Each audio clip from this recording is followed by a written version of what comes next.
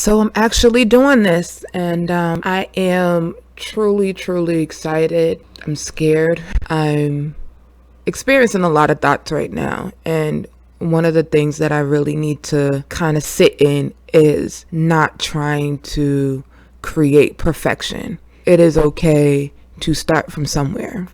I've been contemplating doing this podcast for years now.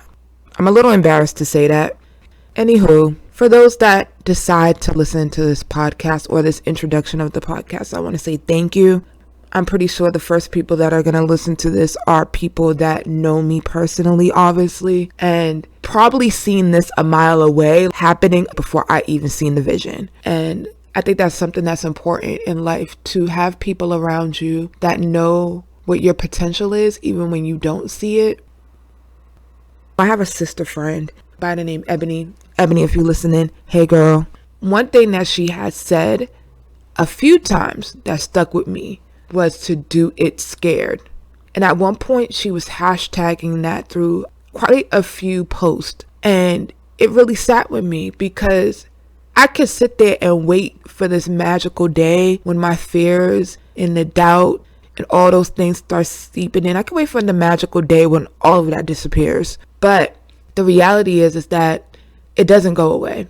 And 9 out of 10 times, there's something beautiful on the other side waiting for you if you just sit in it, acknowledge that it's there, but push through anyways. And honestly, that's what gave me that swift kick in the pants to say, you know what? I am going to push through and do this. So I have to give a shout out to her. Second thing is really acknowledging where doubt comes from. I've been going through the past, I want to say 4 years now. Yeah, it looks like almost 4 years of therapy. And one thing that I realized a lot of my doubt comes from is childhood trauma. And I thought a lot about some of the narratives that we create in our heads based on circumstances in our life from childhood that puts us in a place where we are not receptive to change. There's like this fear of changing, or we are afraid to kind of step out there. For instance, if you notice children, I think about any child that I've been around. One thing that's so remarkable about them is that they just don't know what fear is. They don't know what doubt is. It's really adults that kind of step in and, in my opinion, create that doubt. And it's not intentional. It's a lot of times you do it because you're trying to keep this child safe. There's actual consequences that they are going to face that they have no idea what's on the other side, but you do. Where we know what's going to happen on the other side, so we attempt to prevent them from having to experience pain. So for instance, like when you see a child and they're playing and they decide they want to climb on something, they have no fear about climbing up too high on something, whether that's a sofa, whether that's a ladder, whether that's a bookcase, whatever. They have no idea of what the consequence is going to be, right? They have no idea that there's a potential that they might fall. They have no idea that there's a potential that they might get hurt. But we do as adults. So what do we do naturally? We take them from one area to the next because that's what we're supposed to do. But we also take a second to tell them why they shouldn't do that, because they might get hurt. And I don't know if you can avoid that, but that is the start, I think, in childhood, where you start to realize that you might have some limitations. What if we lived a life, or aspired to live a life, as if we didn't have a limitation? And that's what I started thinking about. Like, what if I didn't have the outside noise? What if I was just to go back to step one as a child, where there was nothing around me that was telling me that I could not do? What would I be able to achieve at that point? And that's really when I started thinking hard about my life and hard about the risk that I did not take because I was too afraid to grab it, because I was too worried about what the fall was going to look like, whether I was going to hurt myself, if I was going to recover or not. So many chances, so many opportunities that I looked the other way just because in my brain, you can't do that. And that's when I really started getting sad, because I looked back at a lot of things that I could have done and could have accomplished. And I really went down a deep hole of depression around it. And then I had to really get to the point with the help of therapy to also change this idea that just because time has passed and there were missed opportunities, that there are not opportunities out there now that I could be grasping for. Like, I didn't lose anything yet. There might have been moments, there might have been circumstances, there might have been situations, there might have been opportunities that I did not grab for, but that doesn't mean that there are not any more to grasp. And that's something that I am pushing through right now. Hence why there is a podcast that I'm starting. So if you are sitting here still and I didn't bore you to death yet, you're a real one. You are a real one, and I really appreciate you guys a lot. But I'm going to need your help. I'm going to need your help because I really would like to know. This is also part of sidebar. This is part of why it also took me so long to come up with this podcast, because I thought I had to have this pretty theme and I had to have this kind of, which you should have a idea of what your niche is going to be. But I thought that I needed to figure that out before I started this. What I'm realizing now is the hardest part is just getting started. What I need is help from you guys. So for those that are listening, that are tuning in, welcome again. But also, I'm going to need your help with what would you like to hear? What are the things that interest you that would cause you to stop and press play on a podcast? Do you listen to podcasts? Is it not your thing? And if it's not your thing, why? I like to hear all the feedback. I like to think about some of the topics that you'll like to hear. Some of the conversations that could be had, whether it's current events, whether it's pop culture, whether it's there's one thing that I will say is that my podcast is always going to tie into our mental health. I think that's the biggest thing. I am an advocate for mental health, wellness. I think it's important. I think it's taboo in our community. And I think that a lot of times with the way social media is right now, everybody's living this life that's very manicured, that's very curated, that everybody admires and everybody wants to emulate. But it does not display the vulnerability that probably whoever this person or people are have gone through. So I really want to make sure that my podcast, no matter what we talk about, has an emphasis on being mentally healthy.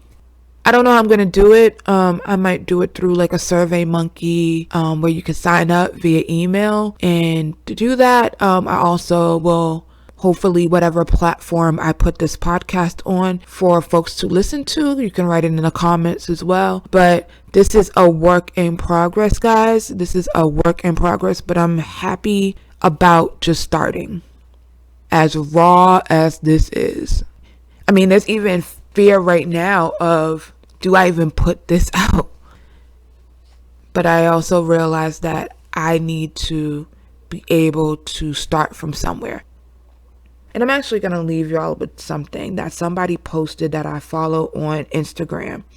She posted this the other day. And when I say, I felt like this person knew what was going on with me in my head and basically read me for filth. And I'll read it to you guys because honestly, this is what made me say, okay, enough is enough. Record something and post it, and let's get the ball rolling. So it said, note to self: the fear of your work not being good enough, so you decide not to touch it, is, in a way, egotistical. You're afraid the proof of this belief will show itself, so you avoid it altogether. Don't. If it sucks, let it. But grow from there. You are not above practice. Now, child, if that ain't a word, I don't know what is. And a lot of that, I had to really sit back in it and realize that not only is it fear, but there's a level of ego that comes into this. And I really need to put my ego in check. Like the idea of putting out something so perfect and so crisp and so, put together. It's a part of ego, and it's something that I need to check. Because we all start from somewhere, and I am not without fault. And I also want to encourage and embrace constructive criticism. And I also want to be able to practice at this and create something and grow from it. So this whole idea of just putting out something that's just so crisp and so, put together and laid out is also what preventing me from even getting started. So I hope that touched y'all. I hope for some of y'all out there, I hope it dragged you softly, gave you that quick, a little sting. Because it's kind of, when I read it, it stinged a lot. It was like that paper cut where you're not going to die from it, but it's there and it stings and it's annoying. You don't need to go to the emergency room for it, but it's definitely a feeling that you wish will go away soon. That read me fulfilled. And from that, I said, you know what? Let me sit down in front of this microphone that you had bought 3 months ago and get to it. So, that being said, thank you guys for listening. This is the first intro episode. I'll figure it out at some point. You'll see it when it's posted, what I call it. But this is the Dezcipher Podcast. Do you guys like the name? I love the name. I definitely love the name. And the funny thing is, I didn't even create it. I was trying so hard to get in that ego of creating the right name and, I can't start anything unless I have the right this and the right that. And I happened to, finally reach out to another sister friend that just super talented when it comes to strategy, social media, recording, video, audio. She has the ability to just be a media mogul. But anyway, I digress. I reached out to her and said, you know what, I'm going to start this podcast. I really don't know. These are the colors I like. I'm trying to come up with a logo, but, I really don't have a grip on a name yet. And I promise you, within 5 seconds, she was just like, oh, what about the Dezcipher Podcast? And I was just like, wow, this is what happens when you don't ask people for help. When you just sit there, you struggle. And that person on the other side that you trust, that you just refuse because of ego, you're not going to ask for help when they have the keys to unlock the door. So you'll rather wait. So yeah, she came up with it, and I'm forever grateful because it spoke to me. I knew once she said it, that's what I like. I signed off on it and said, that's what I want my podcast to be called. So I hope that we embark on this deciphering through many topics in the near future. So thank you again, guys, for listening. Thank you for encouraging me. You know who you are out there that have encouraged me to do this. And I just heard you, but I didn't execute. So for those who believe in me, those who saw this from a mile away, I was the one that was sitting and holding it, avoiding it, brushing it off. I would like to say to you guys from the bottom of my heart, thank you. And to anybody that stumbles on this and listens to it, thank you. I'm looking forward to many more conversations. Until next time, welcome to the Dezcipher Podcast. Take care. Bye.